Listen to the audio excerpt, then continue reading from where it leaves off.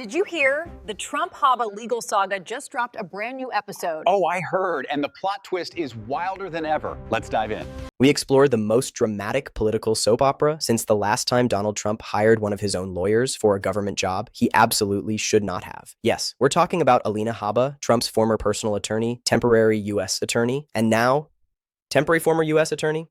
Habba announced on Monday that she is stepping down as acting U.S. attorney for the District of New Jersey after the Third Circuit ruled her appointment was unlawful. And honestly, the only thing more surprising than the ruling is the fact that she apparently needed a court to explain that to her. She posted on X, "Do not mistake compliance for surrender." Yes, because nothing says I'm totally winning.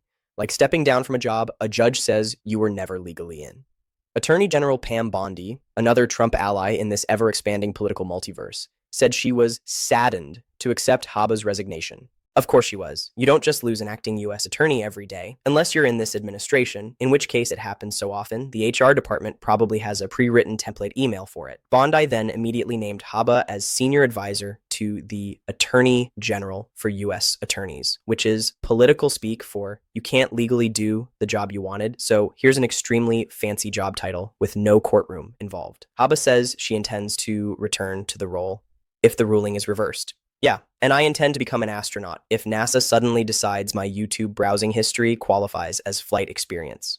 But let's review what actually happened here, because this appointment was so complicated, it could have been an entire season of Suits, except the plot would have been rejected for being too unrealistic. A federal judge ruled in August that Habba's appointment was unlawful, calling it the result of a novel series of legal and personnel moves. Translation, they played legal Jenga and the tower collapsed. Trump first made her interim U.S. attorney on March 24th, replacing someone who'd been interim U.S. attorney for a whole 3 weeks. Then Habba was sworn in on March 28th. But interim appointments have a 120-day limit, so Trump nominated her for the permanent job on June 30th. But shocker.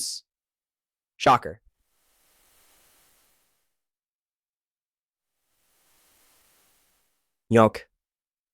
Maybe because even they needed a moment to process this plot twist.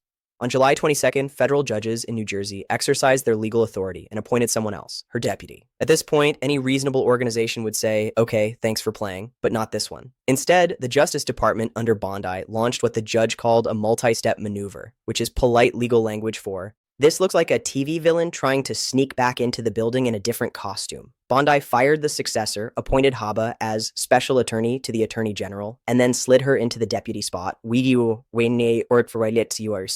suddenly made her acting U.S. attorney again. It was basically the political version of, I'm not allowed in this club, no problem. I'll just re-enter wearing sunglasses and a hat. Judge Brand said absolutely not. The Third Circuit agreed, warning that this scheme would let the Justice Department avoid Senate confirmation forever. Their exact words, this should raise a red flag. And yes, when your appointment process gets compared to a red flag, that's usually the universe telling you to sit down. Habba, of course, blamed weaponized judges of the political left, because nothing says accountability like pointing at the referee and accusing them of cheating because you didn't read the rulebook.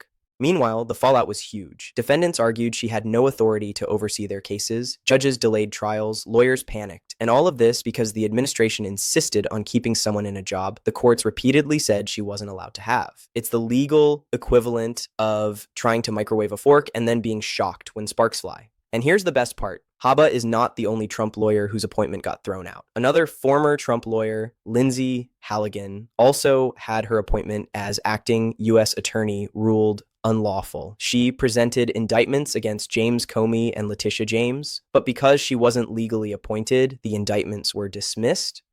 The judge said she had no lawful authority to present charges. That is the judicial version of you were never supposed to be holding the steering wheel.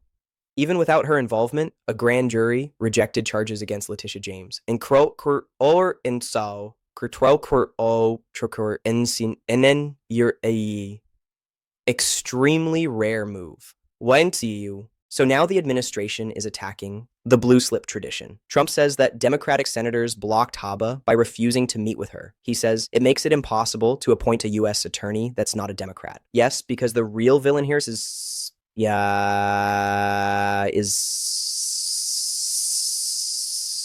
10-year-old Senate courtesy, not the illegal appointment, not the procedural gymnastics, not the judicial rulings.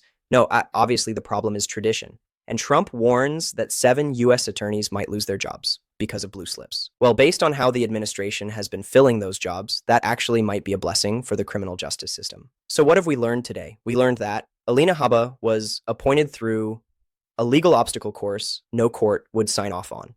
Trump's team tried to create authority where none existed. The courts shut it down twice. And now everyone is blaming political tradition instead of the actual violations. This isn't just a resignation, it's a masterclass in political denial, legal improvisation, and the art of blaming absolutely everyone except the person who caused the problem. Stay tuned, because in this administration, every resignation seems to come with a sequel.